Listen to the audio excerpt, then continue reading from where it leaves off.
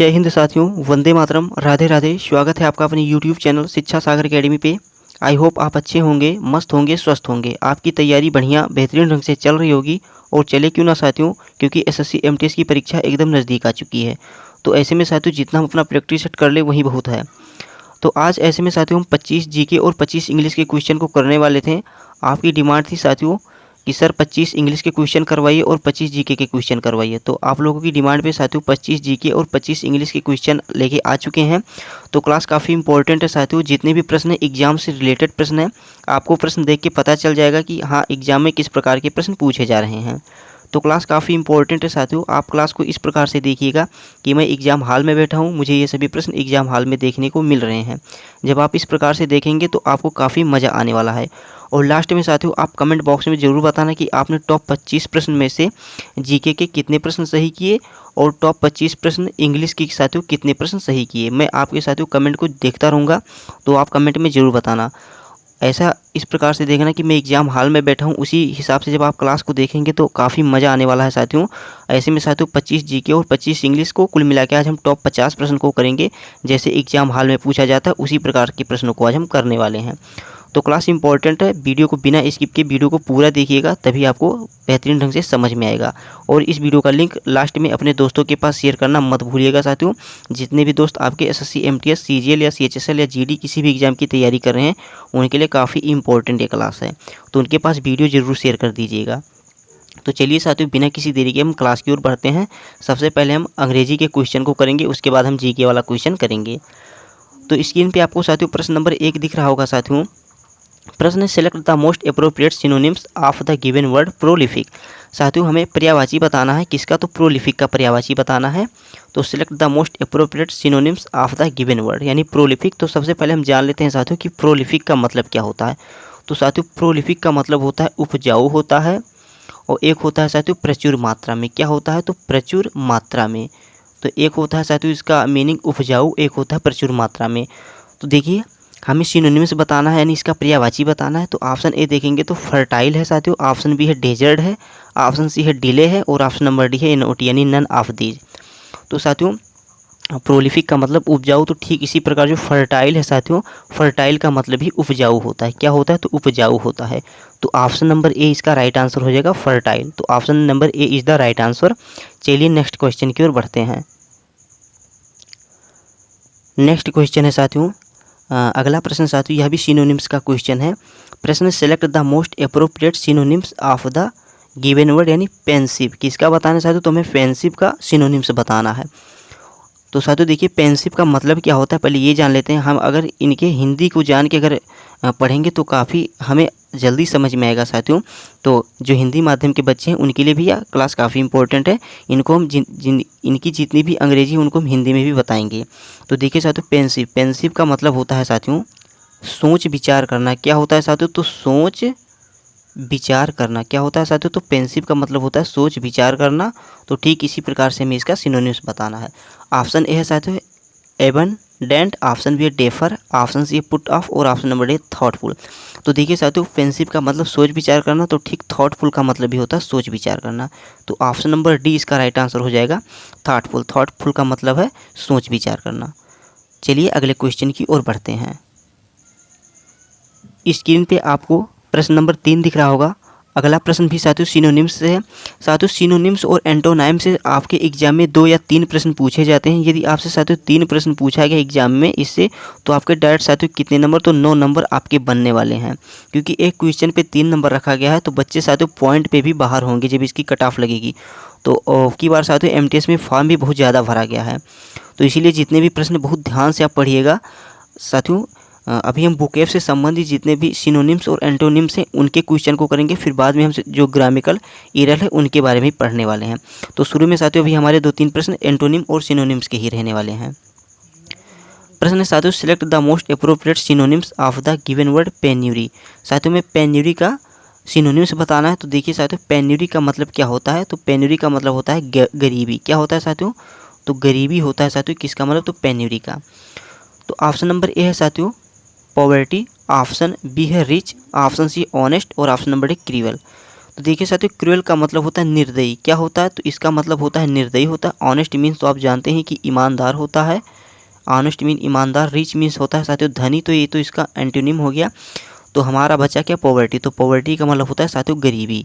तो option number A इसका right answer हो जाएगा। पॉवर्टी मीन्स गरीबी, तो पेन्यूरी मीन्स भी गरीबी। तो हमें सिनोनिम से बताना था, तो ऑप्शन ए हमारा राइट आंसर हो जाएगा। साथियों, यदि आपको क्लास अच्छी लग रही है तो प्लीज़ आप वीडियो को लाइक कर देना। साथियों, वीडियो को लाइक करना मत भूलिएगा। और साथ ही अगर आप चैनल पर नए हैं तो चैनल को सब्सक्राइब कर लेना। और सब्सक्राइब वही बच्चे करेंगे जो पढ़ाई को लेकर एकदम सीरियस हैं, जिनका साथियों लक्ष्य है एसएससी एमटीएस एग्ज़ाम को टारगेट करना या किसी भी गवर्नमेंट एग्ज़ाम को टारगेट करना। तो जो बच्चे साथियों पढ़ाई को लेकर सीरियस हैं वही इस चैनल को सब्सक्राइब करेंगे, अन्यथा आप सब्सक्राइब मत करना।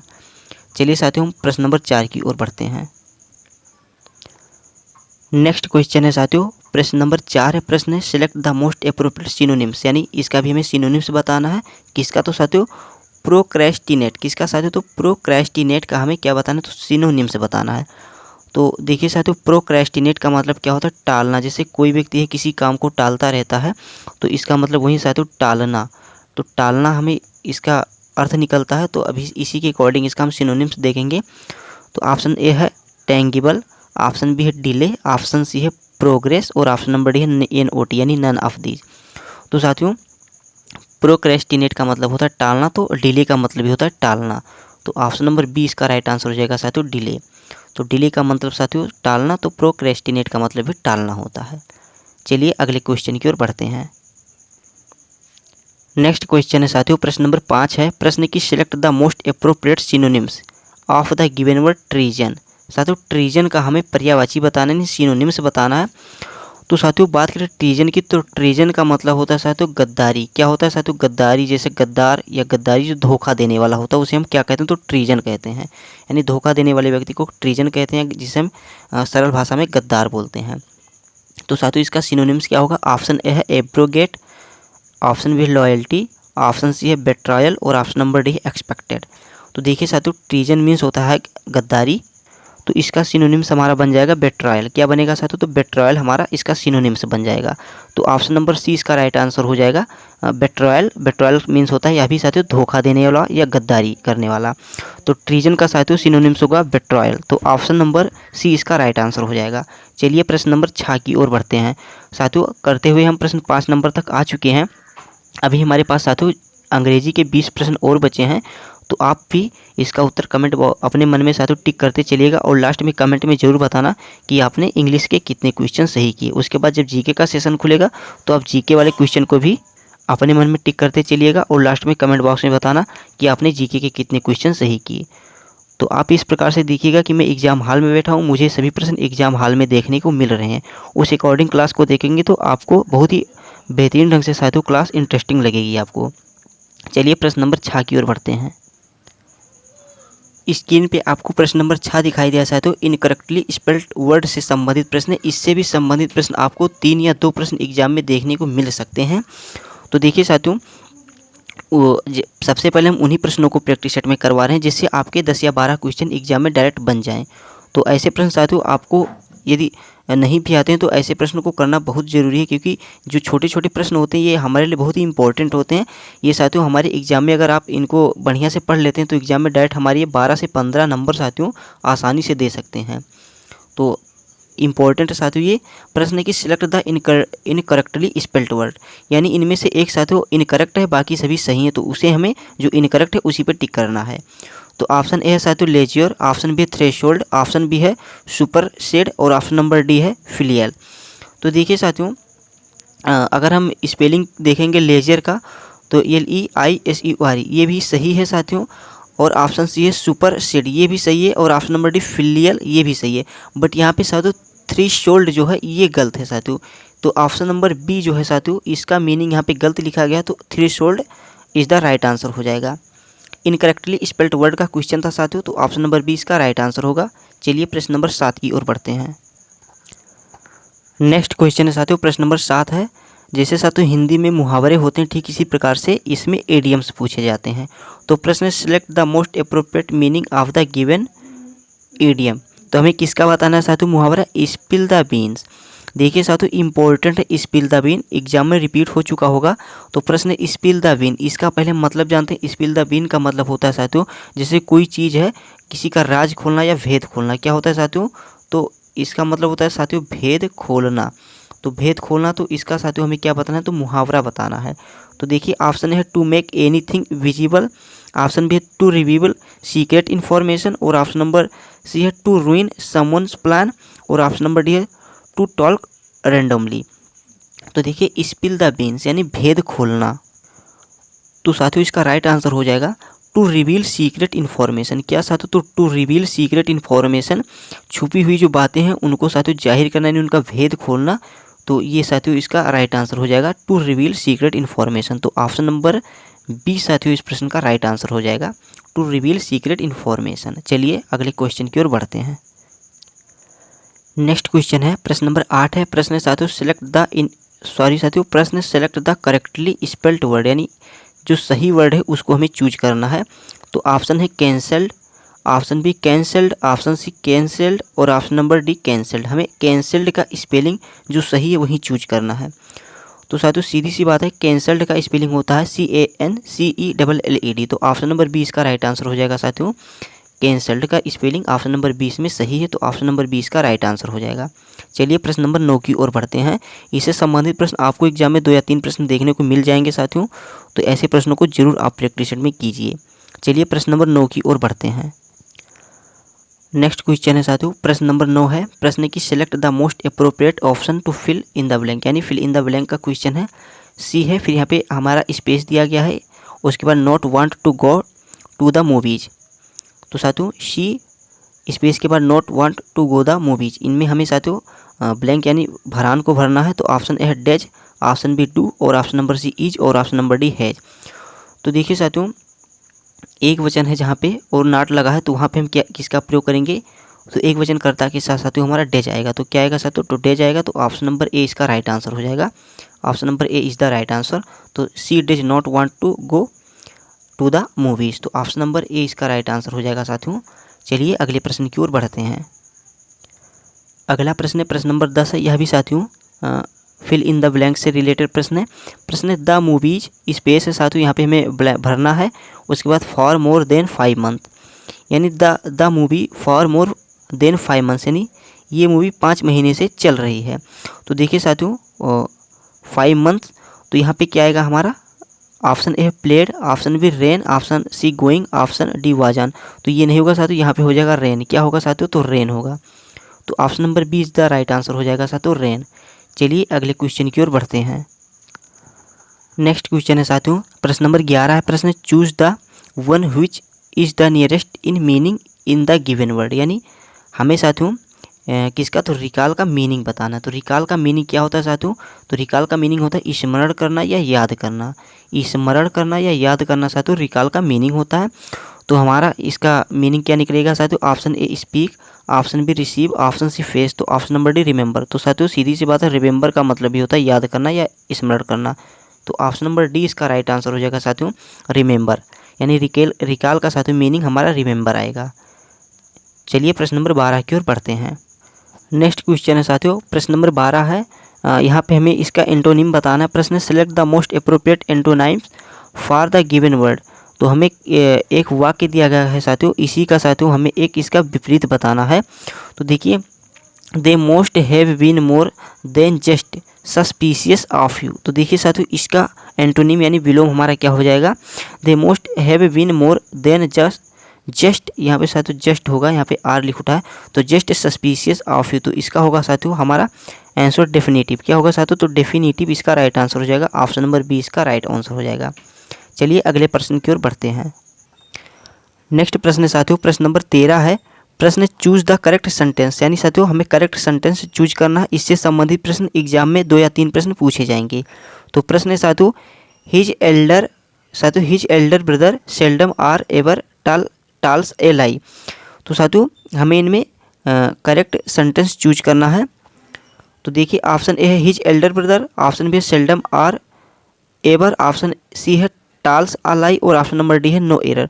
तो देखिए साथियों हमारे यहाँ पे एक क्या है, तो his elder brother seldom or ever tells a lie. तो देखिए सबसे पहले साथियों ये जान लें कि अगर सेल्डम साथियों सेल्डम के साथ यदि साथियों एवर आएगा तो वहाँ पे साथियों हमारा आर का प्रयोग नहीं होगा, वहाँ पे हमारा साथियों इफ़ का प्रयोग होगा।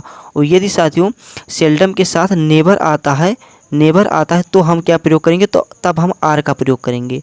तो यहाँ पे साथियों हमारा इनकरेक्ट वर्ड है कहाँ पे साथियों, यहाँ पे साथियों हमारा सेल्डम आर एवर पे है। तो ऑप्शन नंबर 20 का राइट आंसर हो जाएगा सेल्डम आर एवर।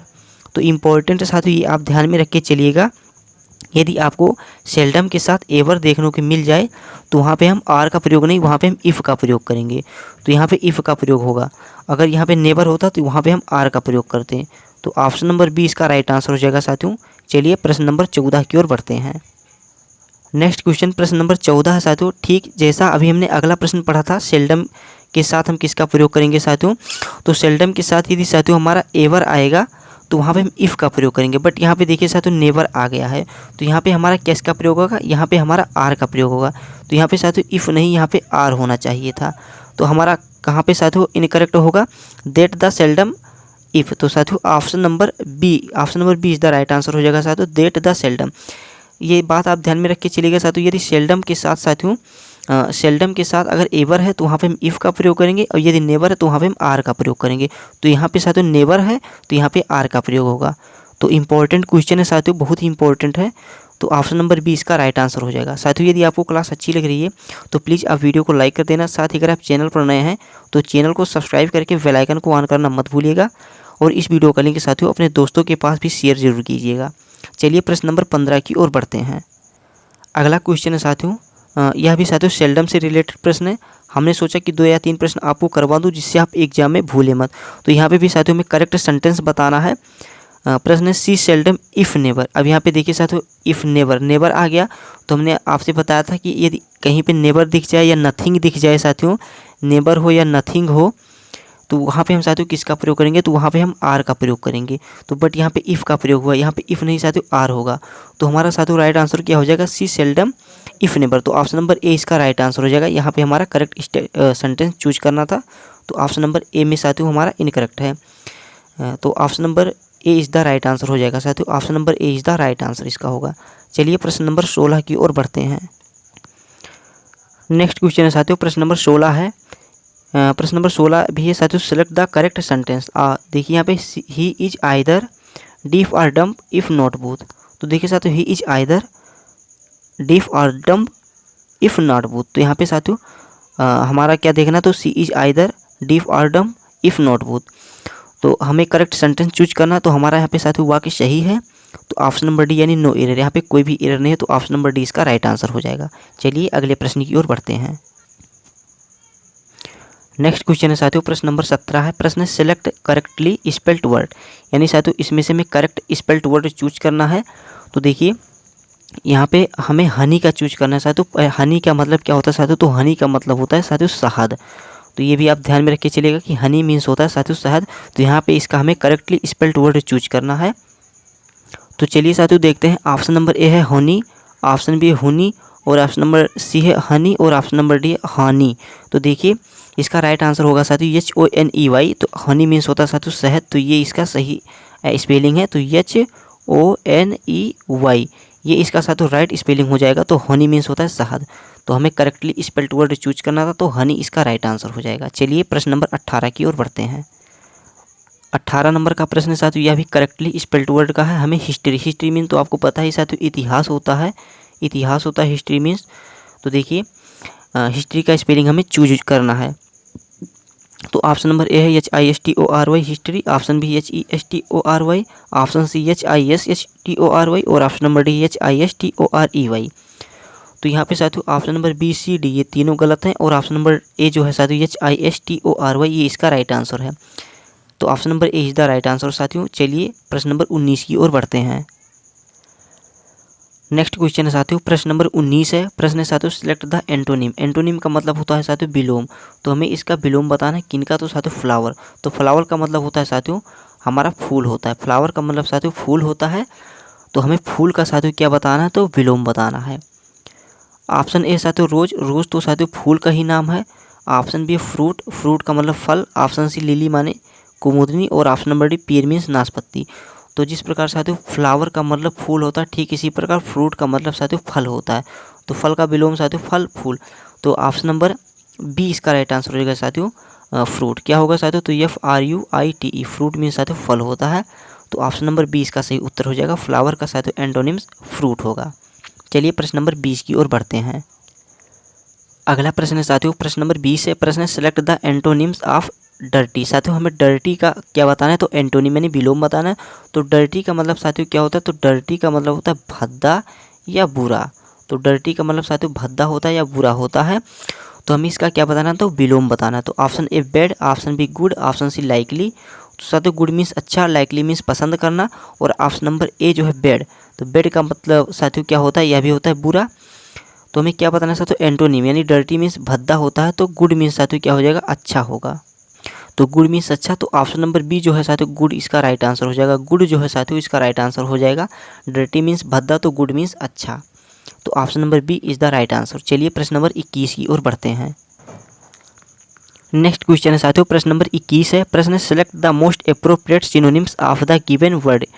किसका बताना है साथियों हमें सिनोनिम्स यानी पर्यायवाची? तो ट्रिमिलियस। किसका साथियों? तो ट्रिमिलियस। ट्रिमिलियस का मतलब साथियों होता है अस्थिर। क्या होता है साथियों इसका मतलब? तो इसका मतलब है साथियों अस्थिर। अस्थिर होता है, तो हमें इसका पर्यायवाची बताना है। तो ऑप्शन ए है साथियों unstable, option B betrayal, option C just, और ऑप्शन नंबर डी इमोरल। तो देखिए साथियों ट्रिमिलियस का मतलब अस्थिर। तो यहाँ पे अनस्टेबल जो है इसका मतलब भी होता है साथियों अस्थिर। क्या होता है साथियों? तो अस्थिर मतलब अनस्टेबल। तो ऑप्शन नंबर ए इसका राइट आंसर हो जाएगा अनस्टेबल। चलिए प्रश्न नंबर 21 की सॉरी साथियों 22 की ओर बढ़ते हैं। अगला क्वेश्चन है प्रश्न नंबर 22 है साथियों। प्रश्न select the most appropriate synonyms of the given word transient. साथियों ट्रांसिनेट का हमें सिनोनिम्स बताना है। तो ट्रांसिनेट का मतलब होता है साथियों क्षणिक। क्या होता है साथियों? तो क्षणिक होता है, नहीं कुछ पल के लिए, जिसे हम कुछ पल के लिए कहते हैं या थोड़ी देर के लिए कहते हैं, तो उसका मतलब होता है साथियों क्षणिक। तो हमें इसका सिनोनिम्स बताना है। तो देखिए option A fugacious, option B सैकी, ऑप्शन सी यूनाइटेड, और ऑप्शन नंबर डी मैच्योर। तो साथियों फिगेशियस जो होता है इसका मतलब भी होता है क्षणिक। क्या होता है साथियों? तो इसका भी मतलब होता है क्षणिक। तो ऑप्शन नंबर ए इसका राइट आंसर हो जाएगा फ्यूगेशियस। ट्रांसिएंट का मतलब साथियों क्षणिक होता है, तो ठीक इसी प्रकार फ्यूगेशियस का मतलब भी क्षणिक होता है। तो सिनोनिम्स बताना था, तो ऑप्शन नंबर ए हमारा राइट आंसर हो जाएगा। चलिए प्रश्न नंबर 23 की ओर बढ़ते हैं। नेक्स्ट क्वेश्चन है साथियों प्रश्न नंबर 23 है। प्रश्न है कि select the most appropriate synonyms of the given word trifling. साथियों ट्रिफलिंग का हमें सिनोनिम्स बताना है। तो साथियों ट्रिफलिंग का मतलब होता है साथियों तुच्छ। क्या होता है साथियों? तो तुच्छ यानी जो छोटी छोटी बातें करने वाला होता है उसे हम क्या कहते हैं? तो ट्रिफलिंग कहते हैं। छोटी छोटी साथियों बातें करने वाला, तो उसे हम कहते हैं साथियों ट्रिफलिंग। तो ट्रिफलिंग का मतलब साथियों हमें सिनोनिम्स बताना है। तो option A worthless, option B micro, option C biggest, और ऑप्शन नंबर डी स्पेसिफाइंग। तो देखिए इसका राइट आंसर होगा साथियों वर्थलेस। क्या होगा साथियों? तो वर्थलेस जो होता है यह भी साथियों छोटी छोटी बातें करने वाले होते हैं, तुच्छ लोग होते हैं, तो उन्हें हम साथियों वर्थलेस या ट्रिफलिंग कहते हैं। तो ऑप्शन नंबर ए इसका राइट आंसर हो जाएगा साथियों वर्थलेस। चलिए प्रश्न नंबर 24 की ओर बढ़ते हैं। साथियों प्रश्न नंबर 24 है। प्रश्न select the incorrectly spelled word, यानी इनकरेक्टली बताना है साथियों हमें। इनकरेक्ट यहाँ पे जो स्पेलिंग है वही हमें चूज करना है। सभी के ऑप्शन सॉरी साथियों सभी की स्पेलिंग सही है, लेकिन एक इनमें से इनकरेक्ट है, तो हमें इनकरेक्ट वाला चूज करना है। चलिए ऑप्शन ए देखते हैं। हॉनेस्ट का स्पेलिंग HONEST। ऑनेस्ट मीन्स होता है साथियों ईमानदार। ऑप्शन बी ग्रीडी मीन्स होता है लालची, ये भी सही है। ऑप्शन सी एनिमल, एनिमल्स मील होता है साथियों पशु या जानवर। और ऑप्शन नंबर डी APPLE होगा साथियों। यहाँ पे एप्पल है, तो एप्पल ये नहीं होगा साथियों, यहाँ पे APPLE होगा, तब ये साथियों सेब होता। तो ऑप्शन नंबर डी इसका राइट आंसर हो जाएगा साथियों। तो option number D is the right answer. जो इनकरेक्टली स्पेल्ड वर्ड चूज करना था, तो ऑप्शन नंबर डी में है साथियों, तो ऑप्शन नंबर डी इसका राइट आंसर हो जाएगा। चलिए अब हम अंग्रेजी के अंतिम प्रश्न की ओर बढ़ते हैं। अंग्रेजी का साथियों आज का अंतिम क्वेश्चन है choose the incorrectly spelled word. साथियों यहाँ पे भी हमें इनकरेक्टली स्पेल्ड वर्ड बताना है। फ्लाई का बताना है साथियों, तो फ्लाई का हमें इनकरेक्टली बताना है। सॉरी साथियों टाइपिंग में थोड़ा गलती हो गया है, यहाँ पे इनकरेक्टली नहीं, यहाँ पे करेक्टली होगा। क्या होगा साथियों? तो करेक्टली होगा। जो स्पेलिंग राइट है उन्हें हमें चूज करना है। तो साथियों इसको मैं मिटा दे रहा हूँ, आप इसको एडजस्ट कर लीजिएगा। यहाँ पे है choose the correctly spelled word. तो देखिए ऑप्शन ए फ्लाइज ये नहीं होगा, ऑप्शन बी फ्ली ये नहीं होगा, ऑप्शन सी फ्ले ये नहीं होगा और ऑप्शन नंबर डी जो फ्लाई है साथियों ये इसका करेक्ट स्पेल्ड वर्ड हो जाएगा। देखिए साथियों फ्लाई मीन्स क्या होता है, तो साथियों फ्लाई मीन्स होता है उड़ना। क्या होता है साथियों, तो फ्लाई मीन्स होता है उड़ना। तो ऑप्शन नंबर डी इसका राइट आंसर हो जाएगा साथियों फ्लाई। तो साथियों अंग्रेजी के टॉप 25 प्रश्न को हमने कर लिया है। तो आप कमेंट बॉक्स में बताना कि आपने टॉप 25 प्रश्न में से अंग्रेजी के कितने क्वेश्चन सही किए और कितने क्वेश्चन गलत किए। मैं कमेंट बॉक्स में ज़रूर देखूंगा, तो आप इसका उत्तर कमेंट में ज़रूर बताना। जितने भी प्रश्न थे काफ़ी इंपॉर्टेंट थे। चलिए अब हम जीके के सेशन की ओर बढ़ते हैं। जीके वाला क्वेश्चन काफ़ी इंपॉर्टेंट रहेगा, काफ़ी शानदार रहेगा साथियों। तो जीके वाले भी क्वेश्चन को आप मन में टिक करते चलिएगा और लास्ट में कमेंट बॉक्स में बताना कि आपने टॉप 25 जीके में से कितने प्रश्न सही किए। साथियों जीके का प्रश्न नंबर 1 दिख रहा है। प्रश्न मिश्रित अर्थव्यवस्था का अर्थ है। साथियों प्रश्न मिश्रित अर्थव्यवस्था का अर्थ है ऑप्शन ए सार्वजनिक एवं निजी उद्योगों का सह अस्तित्व, ऑप्शन बी उद्योगों एवं कृषि की एक साथ वृद्धि, ऑप्शन सी शहरी एवं ग्रामीण क्षेत्रों का सह अस्तित्व और ऑप्शन नंबर डी बृहद लघु एवं कुटीर उद्योगों का सह अस्तित्व। तो साथियों जो मिश्रित अर्थव्यवस्था होती है, पहले तो इंपॉर्टेंट साथियों एग्जाम में पूछा गया प्रश्न है मिश्रित अर्थव्यवस्था। इकोनॉमी का क्वेश्चन साथियों एसएससी का फेवरेट क्वेश्चन होता है। इकोनॉमी से साथियों आपके सवाल आते भी हैं। तो प्रश्न मिश्रित अर्थव्यवस्था का अर्थ साथियों हो जाएगा हमारा बृहद लघु एवं कुटीर उद्योगों का सह अस्तित्व। क्या होगा साथियों, तो बृहद लघु एवं कुटीर उद्योगों का सह अस्तित्व। तो ऑप्शन नंबर डी इसका राइट आंसर हो जाएगा। चलिए प्रश्न नंबर 2 की ओर बढ़ते हैं। नेक्स्ट क्वेश्चन है साथियों, पहले तो स्टार लगा के चलिए इस प्रश्न पे, हो सकता है एग्जाम में आपके प्रश्न पूछ लिया जाए। प्रश्न है कि भारत में सबसे पहले किसने राष्ट्रीय आय, किसका साथियों, तो राष्ट्रीय आय का अनुमान लगाया था। इंपॉर्टेंट साथियों क्योंकि भारत में सबसे पहले किसने राष्ट्रीय आय का अनुमान लगाया था। ऑप्शन ए है Ramesh Dutt Majumdar, option C S N. Banerjee, option C है दादा भाई नौरोजी और option number D M G. Ranade. तो साथियों भारत में सबसे पहले राष्ट्रीय आय का अनुमान लगाया था साथियों दादा भाई नौरोजी ने। तो ऑप्शन नंबर सी इसका राइट आंसर हो जाएगा दादा भाई नौरोजी। चलिए प्रश्न नंबर 3 की ओर बढ़ते हैं। साथियों प्रश्न नंबर 3 है साथियों अर्थव्यवस्था के प्राथमिक क्षेत्र में शामिल किए जाते हैं। इकोनॉमी में साथियों प्राथमिक, द्वितीयक और तृतीयक क्षेत्र काफ़ी इंपॉर्टेंट हैं। तो स्टार लगाइए साथियों। अभी हम द्वितीयक और तृतीयक इनके क्वेश्चन को भी करेंगे। तो प्रश्न अर्थव्यवस्था के प्राथमिक क्षेत्र में शामिल किए जाते हैं। ऑप्शन ए पशुपालन, ऑप्शन बी वन और ऑप्शन सी मत्स्य पालन, ऑप्शन नंबर डी ये सभी। तो साथियों जो अर्थव्यवस्था का प्राथमिक क्षेत्र था इसमें साथियों इन सभी को हम शामिल करते हैं, पशुपालन को भी, वन को भी और मत्स्य पालन को भी हम शामिल करते हैं। तो ऑप्शन नंबर डी इसका राइट आंसर हो जाएगा साथियों, ये सभी आएंगे। चलिए अब हम दूसरे क्वेश्चन की ओर बढ़ते हैं। अगला प्रश्न है साथियों प्रश्न नंबर 4 है। बोला है कि अर्थव्यवस्था के क्षेत्र में द्वितीयक, अभी हमने पढ़ा था साथियों प्रथम, अब यहाँ पे द्वितीयक क्षेत्र के अंतर्गत शामिल किए जाते हैं। तो इसमें है साथियों कौन कौन से, तो बिजली भी है, गैस भी है, लौह इस्पात भी है और ये सभी हैं। तो ऑप्शन नंबर डी इसका राइट आंसर हो जाएगा साथियों बिजली, गैस, लौह इस्पात ये सभी साथियों हमारे अर्थव्यवस्था में, कहाँ पे साथियों, तो अर्थव्यवस्था के क्षेत्र में। तो ये प्रश्न ध्यान से देखिएगा, अर्थव्यवस्था के क्षेत्र में द्वितीयक क्षेत्र में साथियों हमारे बिजली, गैस, लौह इस्पात ये सभी आएंगे। तो ऑप्शन नंबर डी इसका राइट आंसर हो जाएगा। चलिए अब हम तृतीयक क्षेत्र के अंतर्गत कौन कौन से आते हैं उनको भी देख लेते हैं। स्क्रीन पे आपको साथियों प्रश्न नंबर 5 दिखाई दिया होगा। प्रश्न की अर्थव्यवस्था के क्षेत्र में तृतीयक किसका साथियों, तो तृतीयक क्षेत्र का संबंध है। तो इनका संबंध साथियों है परिवहन से, व्यापार से और डाक सेवा से। तो ऑप्शन नंबर डी इसका राइट आंसर हो जाएगा साथियों ये सभी। तो option number D is the right answer होगा। चलिए प्रश्न नंबर 6 की ओर बढ़ते हैं। साथियों यदि आपको क्लास अच्छी लग रही है तो प्लीज़ आप वीडियो को लाइक करना मत भूलिएगा और जितना भी हो सके साथियों इस वीडियो का लिंक अपने दोस्तों के पास शेयर जरूर कीजिए। प्लीज़ साथियों आप वीडियो को शेयर जरूर करना और चैनल पर नए हैं तो चैनल को सब्सक्राइब करके जरूर जाना साथियों, चैनल को साथियों सब्सक्राइब करके जरूर जाना। तो प्लीज़ साथियों अगर आप चैनल पर नए हैं तो चैनल को लाइक करना, शेयर करना और सब्सक्राइब जरूर करना, क्योंकि मैं आपके लिए इतना मेहनत करता हूँ डेली आपके लिए साथियों, नए नए प्रैक्टिस सेट लाता हूँ जिससे आपका एग्ज़ाम बढ़िया ढंग से हो सके और आप अपने एग्ज़ाम में बढ़िया मॉक करके आएँ। तो प्लीज़ साथियों आपका भी दायित्व है कि आप वीडियो को लाइक कीजिए, शेयर कीजिए और चैनल पर नए हैं तो चैनल को सब्सक्राइब करके ही जाइएगा। चलिए क्वेश्चन नंबर 6 की ओर बढ़ते हैं और इनका उत्तर आप कमेंट बॉक्स में ज़रूर बताइएगा। हम अंग्रेजी के 25 क्वेश्चन को कर चुके हैं। अब हमारा जीके का साथियों 25 क्वेश्चन बाकी है। इसमें साथियों हम 5 क्वेश्चन भी कर चुके हैं, केवल हमारे पास अभी 20 क्वेश्चन और बचे हैं। तो 20 प्रश्न में से कितने प्रश्न आप सही करते हैं इनका भी उत्तर आप कमेंट में ज़रूर बताना। कमेंट में साथियों साथियों मन में इनका उत्तर टिक करते चलिएगा और लास्ट में आप कमेंट में बताना कि अंग्रेजी में आपने कितने क्वेश्चन सही किए और जीके में कितने क्वेश्चन सही किए। चलिए प्रश्न नंबर 6 की ओर बढ़ते हैं। नेक्स्ट क्वेश्चन है साथियों प्रश्न नंबर 6 है। प्रश्न की ग्रामीण क्षेत्रों में क्रियान्वित महिला एवं बाल विकास कार्यक्रम DWCRA इसका फुल फॉर्म होता है साथियों। तो निम्नलिखित में से किस कार्यक्रम का अंग है, यानी ग्रामीण क्षेत्रों में क्रियान्वित महिला एवं बाल विकास कार्यक्रम निम्नलिखित में से किस कार्यक्रम का अंग है। ऑप्शन ए है जवाहर रोजगार योजना, ऑप्शन बी बाल श्रम योजना, ऑप्शन सी ट्राइसेम और ऑप्शन नंबर डी समन्वित ग्रामीण विकास कार्यक्रम। तो साथियों ग्रामीण क्षेत्रों में क्रियान्वित महिला बाल विकास से संबंधित, तो इसका भी राइट आंसर होगा समन्वित ग्रामीण विकास कार्यक्रम। तो ऑप्शन नंबर डी इसका राइट आंसर हो जाएगा साथियों। समन्वित ग्रामीण विकास कार्यक्रम का ये अंग है, तो option number D is the right answer होगा। चलिए प्रश्न नंबर 7 की ओर बढ़ते हैं। नेक्स्ट क्वेश्चन है साथियों, प्रश्न नंबर 7 है, प्रश्न की राष्ट्रीय ग्रामीण रोजगार गारंटी योजना कब शुरू की गई। ऑप्शन ए 2 फरवरी 2005, पहले तो स्टार लगाइए साथियों, इस प्रश्न को इंपॉर्टेंट है, यदि एग्जामिनर फुल मूड में रहेगा तो आपसे ऐसे प्रश्न की डिमांड कर सकता है। वो आपको पता भी साथियों, जो MTS में कट ऑफ जाती है वह जीके और अंग्रेजी की विषय पे भी जाती है। तो साथियों जीके का तो कोई तोड़ नहीं है साथियों, कहीं से भी पूछा जा सकता है, क्योंकि साथियों इसका सिलेक्शन का जो क्राइटेरिया है जीके और अंग्रेजी ही है।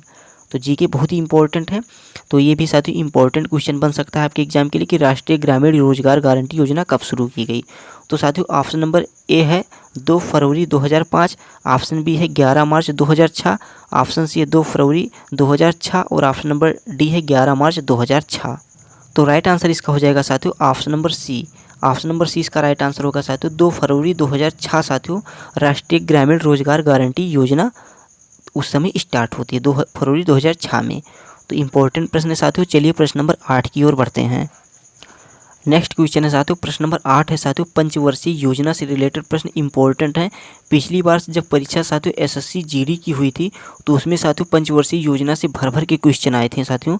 तो पंचवर्षीय योजना बहुत ही इंपॉर्टेंट है। प्रश्न है कि भारत में गरीबी हटाओ का नारा किस पंचवर्षीय योजना के अंतर्गत दिया गया था। ऑप्शन ए पहली, ऑप्शन बी छठी, ऑप्शन सी 7वीं और ऑप्शन नंबर डी 9वीं। तो भारत में जो गरीबी हटाओ का नारा यह साथियों छठी पंचवर्षीय योजना के अंतर्गत आया था। कब साथियों, तो छठी पंचवर्षीय योजना के अंतर्गत। तो option number B is the right answer होगा, छठी पंचवर्षीय योजना के अंतर्गत गरीबी हटाओ का नारा दिया गया था। इम्पोर्टेंट है साथियों, पंचवर्षीय योजना बहुत ही इंपॉर्टेंट है। चलिए प्रश्न नंबर 9 की ओर बढ़ते हैं। नेक्स्ट क्वेश्चन है साथियों, प्रश्न नंबर 9 है, प्रश्न की भारत में सामुदायिक विकास कार्यक्रम कब आरंभ हुआ था। साथियों प्रश्न की भारत में सामुदायिक विकास कार्यक्रम कब आरंभ हुआ था। ऑप्शन ए है 2 अक्टूबर 1950, ऑप्शन बी 15 अगस्त 1951, ऑप्शन सी 2 अक्टूबर 1951 और ऑप्शन नंबर डी है साथियों 2 अक्टूबर 1952। तो साथियों भारत में सामुदायिक विकास कार्यक्रम यह आरंभ हुआ था 2 अक्टूबर 1952 में। कब हुआ था साथियों, तो 2 अक्टूबर 1952 में हुआ था। तो ऑप्शन नंबर डी इसका राइट आंसर हो जाएगा साथियों 2 अक्टूबर 1952 में। चलिए प्रश्न नंबर 10 की ओर बढ़ते हैं। नेक्स्ट क्वेश्चन है साथियों, पहले तो स्टार लगाइए, काफ़ी इंपॉर्टेंट है, फिजिक्स का क्वेश्चन है साथियों। प्रश्न की वाहनों की हेडलाइट में किस दर्पण का उपयोग किया जाता है। प्रश्न ध्यान से पढ़िएगा साथियों, यहाँ पे हेडलाइट की बात हो रही है, किसकी, तो साथियों हेडलाइट की। तो वाहन की जो साथियों हेडलाइट होती है इसमें किस दर्पण का उपयोग किया जाता है। ऑप्शन ए है अवतल, ऑप्शन बी उत्तल, ऑप्शन सी समतलावतल और ऑप्शन नंबर डी है उभयोत्तल। तो साथियों जो वाहन की हेडलाइट होती है कौन सी, तो साथियों हेडलाइट जो होती है उसमें साथियों समतल अवतल का उपयोग किया जाता है। किसका साथियों, तो समतलावतल का दर्पण का प्रयोग किया जाता है। तो ऑप्शन नंबर सी इसका राइट आंसर हो जाएगा, वाहन की हेडलाइट में समतलावतल दर्पण का प्रयोग किया जाता है। साथियों प्रश्न ध्यान से पढ़ना, यहाँ पे हेडलाइट की बात हो रही है ना कि दर्पण की। तो हेडलाइट में साथियों समतला अवतल दर्पण का प्रयोग किया जाएगा। चलिए प्रश्न नंबर 11 की ओर बढ़ते हैं। अब साथियों इंपॉर्टेंट क्वेश्चन ये है साथियों कि प्रश्न वाहन में पीछे का दृश्य देखने के लिए चालक की सीट के पास किस दर्पण का उपयोग किया जाता है। जैसे वाहन में साथियों जो पीछे का दृश्य देखने के लिए चालक की सीट के पास किस दर्पण का प्रयोग किया जाता है, जिससे साथियों चालक देखता है कि पीछे कौन सी गाड़ी आ रही है कि नहीं आ रही है। तो ऑप्शन ए है अवतल, ऑप्शन बी उत्तल, ऑप्शन सी समतलावतल और ऑप्शन नंबर डी उभयोत्तल। तो साथियों जो वाहन की क्या होती है साथियों, तो वाहन की जो पीछे का दृश्य देखने के लिए चालक की सीट के पास जो दर्पण दिया जाता है साथियों, उसमें साथियों उत्तल दर्पण का प्रयोग किया जाता है। किसका, तो उत्तल दर्पण का प्रयोग किया जाता है। तो ऑप्शन नंबर बी इसका राइट आंसर हो जाएगा, उत्तल दर्पण का प्रयोग किया जाता है। तो इंपॉर्टेंट क्वेश्चन है साथियों, ध्यान में रख के चलिएगा कि पीछे का दृश्य जो वाहन लगा रहता है साथियों, जिसमें चालक देखता है कि पीछे की गाड़ी आ रही है कि नहीं आ रही है, जिससे वो अपना साइड क्लियर करता है। तो साथियों उसमें जो दर्पण होता है उत्तल दर्पण होता है। तो ऑप्शन नंबर बी इसका राइट आंसर हो जाएगा, उत्तल दर्पण। चलिए प्रश्न नंबर 12 की ओर बढ़ते हैं। नेक्स्ट क्वेश्चन है साथियों, इंपॉर्टेंट प्रश्न है। प्रश्न सूर्य से प्राप्त रंगों में किस रंग का विक्षेपण सर्वाधिक होता है? तो इंपॉर्टेंट साथियों, जो सूर्य में प्राप्त रंगों में किस रंग का विक्षेपण सबसे अधिक होता है? ऑप्शन ए लाल, ऑप्शन बी नारंगी, ऑप्शन सी पीला और ऑप्शन नंबर डी बैगनी। तो जो सूर्य से प्राप्त रंग होता है साथियों, इसमें सर्वाधिक विक्षेपण साथियों होता है बैगनी रंग का। किसका साथियों? तो बैगनी रंग का होता है। तो ऑप्शन नंबर डी इसका राइट आंसर हो जाएगा कि सूर्य से प्राप्त रंग में सर्वाधिक विक्षेपण बैगनी रंग का होता है। तो इंपॉर्टेंट क्वेश्चन है। चलिए प्रश्न नंबर 13 की ओर बढ़ते हैं। नेक्स्ट क्वेश्चन है साथियों, प्रश्न नंबर 13 है। प्रश्न की प्राथमिक रंग किसे कहा जाता है? इंपॉर्टेंट क्वेश्चन है साथियों, पूछा जा सकता है प्रश्न की प्राथमिक रंग किसे कहा जाता है। तो साथियों जो लाल, नीला और हरा, इन तीनों को साथियों क्या कहते हैं? तो प्राथमिक रंग कहते हैं। तो ऑप्शन नंबर डी इसका राइट आंसर हो जाएगा। लाल, नीला, हरा, इन तीनों रंगों को प्राथमिक रंग कहा जाता है। चलिए प्रश्न नंबर 14 की ओर बढ़ते हैं। अगला क्वेश्चन है साथियों, प्रश्न नंबर 14 है। प्रश्न की नाभिकीय रिएक्टर में मंदक के रूप में प्रयोग किया जाता है। जो नाभिकीय रिएक्टर होता है साथियों, इसमें मंदक के रूप में किसका प्रयोग किया जाता है? तो ऑप्शन ए भारी जल, option C CFC, option C hydrogen और ऑप्शन नंबर डी नाइट्रोजन। तो देखिए साथियों, ऑप्शन नंबर ए जो है भारी जल जो है साथियों, किसका साथियों? तो भारी जल जो है साथियों, इनका प्रयोग साथियों नाभिकीय रिएक्टर में मंदक के रूप में करते हैं। तो ऑप्शन नंबर ए इसका राइट आंसर हो जाएगा साथियों, भारी जल। तो भारी जल का प्रयोग साथियों नाभिकीय रिएक्टर में मंदक के रूप में करते हैं। बहुत ही आसान प्रश्न है साथियों, बहुत ही आसान है। इसका उत्तर आप कमेंट में जरूर बताना कि भारी जल का साथियों सूत्र क्या होता है। भारी जल का सूत्र क्या होता है साथियों? भारी जल को देखा तो मन में सवाल आ गया कि भारी जल का सूत्र क्या होता है? कमेंट में जरूर बताना आप। चलिए प्रश्न नंबर 15 की ओर बढ़ते हैं। नेक्स्ट क्वेश्चन है साथियों, प्रश्न नंबर 15 है। प्रश्न की नाभिकीय रिएक्टर में नियंत्रक के रूप में प्रयोग किया जाता है। साथियों जो नाभिकीय रिएक्टर होता है, इसमें नियंत्रक के रूप में किसका प्रयोग करते हैं? तो इसमें साथियों हम करते हैं कैडमियम की छड़ का। किसका साथियों? तो कैडमियम की छड़ का प्रयोग साथियों नाभिकीय रिएक्टर में नियंत्रक के रूप में किया जाता है। तो ऑप्शन नंबर बी इसका राइट आंसर हो जाएगा साथियों, कैडमियम की छड़। चलिए प्रश्न नंबर 16 की ओर बढ़ते हैं। साथियों टॉप 15 प्रश्न को हम कर लिए हैं। अभी हमारे पास 10 प्रश्न और बचे हैं, तो चलिए इनको भी फटाफट कर लेते हैं और इनका उत्तर आप अपने मन में टिक करते चलिएगा। कमेंट में जरूर बताना कि आपने कितने प्रश्न सही किए, कितने प्रश्न गलत किए। और हाँ साथियों, अगर आपको क्लास अच्छी लगी तो प्लीज़ आप वीडियो को लाइक कर देना। साथ ही अगर आप चैनल पर नए हैं तो चैनल को सब्सक्राइब कर लेना और इस वीडियो का लिंक अपने दोस्तों के पास शेयर करना मत भूलिएगा। साथियों जितना हो सके अपने दोस्तों के पास शेयर जरूर कीजिए। चलिए प्रश्न नंबर 16 की ओर बढ़ते हैं। नेक्स्ट क्वेश्चन है साथियों, विज्ञान और प्रौद्योगिकी का प्रश्न है साथियों। प्रश्न की कंप्यूटर साक्षरता दिवस कब मनाया जाता है, यानी कंप्यूटर लिटरेसी डे कब मनाते हैं? ऑप्शन ए 1 दिसंबर, ऑप्शन बी 2 दिसंबर, ऑप्शन सी 19 दिसंबर, ऑप्शन डी 22 दिसंबर। तो साथियों जो 2 दिसंबर होता है, इस दिन साथियों हम कंप्यूटर लिटरेसी डे मनाते हैं, यानी कंप्यूटर साक्षरता दिवस साथियों 2 दिसंबर को मनाया जाता है। तो option number B is the right answer हो जाएगा 2 दिसंबर। चलिए प्रश्न नंबर 17 की ओर बढ़ते हैं।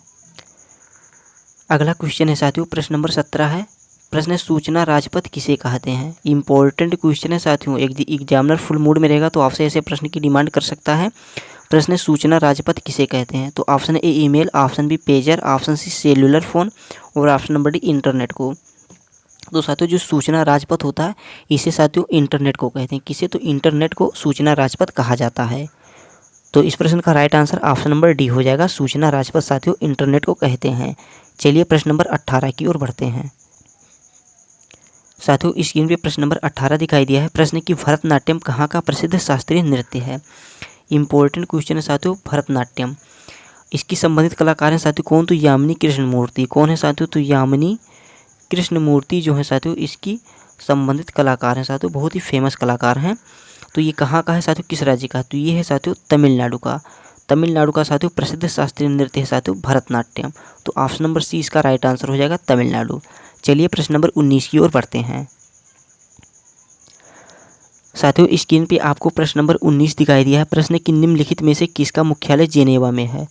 इंपॉर्टेंट क्वेश्चन है साथियों, बहुत ही इंपॉर्टेंट है। देखिए जिनेवा में किसका मुख्यालय? Option A SAARC, option B WTO, option number C WHO। साथियों यहाँ पे WHO होगा, यहाँ पे 2 टाइप WTO हो गया, यहाँ पे WHO होगा और ऑप्शन नंबर बी और सी दोनों। तो देखिए साथियों जिनेवा में साथियों WTO और WHO इन दोनों का मुख्यालय साथियों कहाँ पे है? तो जिनेवा में है। WTO साथियों वर्ल्ड ट्रेड ऑर्गेनाइजेशन यानी विश्व व्यापार संगठन साथियों, विश्व व्यापार संगठन जो है साथियों यह जिनेवा में है। और वर्ल्ड हेल्थ ऑर्गेनाइजेशन यानी विश्व स्वास्थ्य संगठन यह भी जिनेवा में है। तो इन दोनों का मुख्यालय साथियों जिनेवा में हो जाएगा। तो ऑप्शन नंबर डी इसका राइट आंसर होगा साथियों, बी और सी दोनों। तो option number D is the right answer, B और सी दोनों होगा। बहुत ही अच्छा प्रश्न था। चलिए प्रश्न नंबर 20 की ओर बढ़ते हैं। स्क्रीन पे आपको प्रश्न नंबर 20 दिख रहा होगा साथियों। लावणी नृत्य किस राज्य से संबंधित है? इंपॉर्टेंट है साथियों, लावणी नृत्य किस राज्य से संबंधित है? Option A Madhya Pradesh, option B Maharashtra, option C Himachal Pradesh, option number D Karnataka. तो साथियों जो लावणी नृत्य है इसका संबंध साथियों कहाँ से? तो महाराष्ट्र से। कहाँ से है साथियों?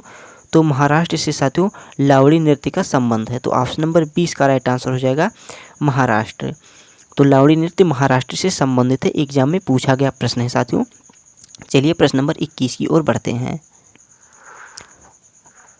नेक्स्ट प्रश्न है साथियों, प्रश्न नंबर 21 है। प्रश्न की निम्नलिखित उत्पादों में से कौन सा उत्पाद पेंटियम ब्रांड के नाम से जाना जाता है? स्टार लगाइए साथियों, इंपॉर्टेंट क्वेश्चन है। कौन सा उत्पाद पेंटियम ब्रांड के नाम से जाना जाता है? तो साथियों जो पेंटियम ब्रांड के नाम से हम जानते हैं किसको? तो माइक्रो प्रोसेसर को। किसको? तो माइक्रो प्रोसेसर को साथियों पेंटियम ब्रांड के नाम से जाना जाता है। तो ऑप्शन नंबर डी इसका राइट आंसर हो जाएगा। पेंटियम ब्रांड के नाम से माइक्रो प्रोसेसर को जाना जाता है। चलिए प्रश्न नंबर 22 की ओर बढ़ते हैं। साथियों स्क्रीन पे आपको प्रश्न नंबर 22 दिख रहा होगा। प्रश्न नंबर 22 है, नाखून और बाल में कौन सी प्रोटीन पाई जाती है? इंपॉर्टेंट क्वेश्चन है साथियों, बहुत ही इंपॉर्टेंट, स्टार लगाइए। बायोलॉजी से संबंधित प्रश्न है। नाखून और बाल में कौन सी प्रोटीन पाई जाती है? तो इसमें साथियों पाई जाती है हमारी क्रिएटिन प्रोटीन। कौन सी? तो क्रिएटिन। और यहाँ पे साथियों ग्लोबिन प्रोटीन है साथियों, तो यह अनाज में पाई जाती है। किस में साथियों? तो अनाज में पाई जाती है। और एल्ब्यूमिन प्रोटीन साथियों किस में? तो अंडे में पाई जाती है। किस में साथियों? तो अंडे में साथियों एल्ब्यूमिन प्रोटीन पाई जाती है। बाकी नाखून, बाल और खुर में साथियों कौन सी पाई जाती है? तो क्रिएटिन प्रोटीन पाई जाती है। तो इस प्रश्न का right answer option number B हो जाएगा साथियों। तो option number B is the right answer. साथियों यदि आपको क्लास अच्छी लग रही है तो प्लीज़ आप वीडियो को लाइक कर देना और इस वीडियो का लिंक अपने दोस्तों के पास शेयर करना मत भूलिएगा। और साथ ही चैनल को सब्सक्राइब करके ही जाना यदि आप पढ़ाई को लेकर सीरियस हैं तो। चलिए अब हम प्रश्न नंबर 23 की ओर बढ़ते हैं। स्क्रीन पे आपको प्रश्न नंबर 23 दिख रहा है साथियों। प्रश्न की क्षेत्रफल की दृष्टि से विश्व में सबसे बड़ा देश। तो साथियों क्षेत्रफल की दृष्टि से विश्व में सबसे बड़ा देश है साथियों रूस। यहाँ पे साथियों रूसी लिख उठा है बट यह है साथियों रूस है। विश्व में क्षेत्रफल की दृष्टि से सबसे बड़ा देश साथियों रूस है। देखिए इसको याद करने की ट्रिक है कि भारत कौन से नंबर पे आता है। तो देखिए इसकी ट्रिक है साथियों, रुक, चीन, अब, आ, भारत। क्या होगा साथियों? तो रुक, चीन, अब, आ, भारत। रूस से साथियों रूस हो गया, का से कनाडा, चीन से चीन हो गया, आ से अमेरिका, बा से साथियों ब्राज़ील, आ से ऑस्ट्रेलिया और फिर उसके बाद भारत। तो भारत का स्थान कितने पे है साथियों? तो क्षेत्रफल की दृष्टि से 7वें नंबर पे। किस पे साथियों? तो भारत का स्थान 7वें नंबर पे आता है। बट यहाँ पे प्रश्न था कि क्षेत्रफल की दृष्टि से विश्व में सबसे बड़ा देश कौन सा है? तो क्षेत्रफल की दृष्टि से साथियों विश्व में सबसे बड़ा देश है रूस। और बहुत ही आसान प्रश्न है, जनसंख्या की दृष्टि से इस समय सबसे बड़ा देश कौन सा है? तो आप कमेंट में बताना चाहते हो कि जनसंख्या की दृष्टि से सबसे बड़ा देश कौन सा है। बाकी क्षेत्रफल की दृष्टि से सबसे बड़ा देश रूस है और क्षेत्रफल की दृष्टि से 7वें नंबर पे अपना भारत आता है साथियों। तो चलिए अब हम प्रश्न नंबर 24 की ओर बढ़ते हैं। नेक्स्ट प्रश्न है साथियों, प्रश्न नंबर 24 है। प्रश्न किशोर कुमार का संबंध इनमें से किस क्षेत्र से है? साथियों किशोर कुमार का संबंध इनमें से किस क्षेत्र से है? Option A cricket, option B लेखक, ऑप्शन सी गायक और ऑप्शन नंबर डी शहनाई वादक। तो साथियों किशोर कुमार जो थे ये साथियों बहुत ही प्रसिद्ध गायक थे। कौन थे? तो साथियों गायक थे। किशोर कुमार का संबंध साथियों गायकी से है। तो ऑप्शन नंबर सी इसका राइट आंसर हो जाएगा, किशोर कुमार का संबंध गायक से है। चलिए प्रश्न नंबर 25 की ओर बढ़ते हैं। आज का अंतिम प्रश्न है साथियों जीके का साथियों, लास्ट क्वेश्चन है। प्रश्न नवाबों की नगरी लखनऊ। एक क्वेश्चन तो आपका ये बन गया साथियों कि नवाबों की नगरी किसे कहते हैं? तो लखनऊ को कहते हैं। और यह किस नदी के किनारे पर स्थित है? प्रश्न है साथियों नवाबों की नगरी लखनऊ किस नदी के किनारे पर स्थित है? Option A Ganga, option B Yamuna, option C Gomti, option number D Narmada. तो साथियों जो नवाबों की नगरी लखनऊ है यह साथियों गोमती नदी के किनारे स्थित है। कहाँ पे साथियों? तो गोमती नदी के किनारे साथियों स्थित है। तो गोमती नदी इसका राइट आंसर हो जाएगा साथियों। गोमती नदी के किनारे साथियों लखनऊ स्थित है। तो बस साथियों आज हमारे पास इतने ही प्रश्न थे। आपने कहा था कि साथियों 25 अंग्रेजी और 25 जीके के प्रैक्टिस सेट लेके आइए। तो अब से साथियों डेली आपके लिए 25 जीके और 25 अंग्रेजी के प्रैक्टिस सेट आते रहेंगे। तो आशा करता हूँ साथियों आपको यह क्लास अच्छा लगा होगा। साथियों यदि आपको क्लास अच्छी लगी और साथ ही मेरी मेहनत अगर आपको पसंद आई तो उसके लिए साथियों आप वीडियो को लाइक कर देना और साथियों इस वीडियो का लिंक अपने दोस्तों के पास शेयर कर देना। और चैनल पर नए हैं तो चैनल को सब्सक्राइब कर देना। और साथियों एक चीज़ आपके लिए कि एसएससी जीडी के लिए साथियों संघर्ष बैच स्टार्ट किया गया था। तो संघर्ष बैच का पार्ट 1 आ गया था साथियों। हमने कहा था कि यदि इस वीडियो पे आप प्यार देंगे तो आपके लिए यह बैच कंटिन्यू जारी रहेगा। बट साथियों जब वह क्लास आई तो उस पर कोई रिस्पॉन्स नहीं मिला।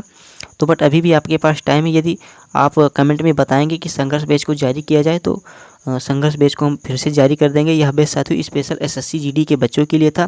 तो बच्चे एकदम अभी बिगिनर हैं, फ्रेशर है, अभी नई नई तैयारी में आए हैं साथियों, तो उनके लिए यह बैच काफ़ी इंपॉर्टेंट होने वाला था। उसमें साथियों हम शून्य से लेकर एकदम अंत तक बढ़िया से पढ़ने वाले थे।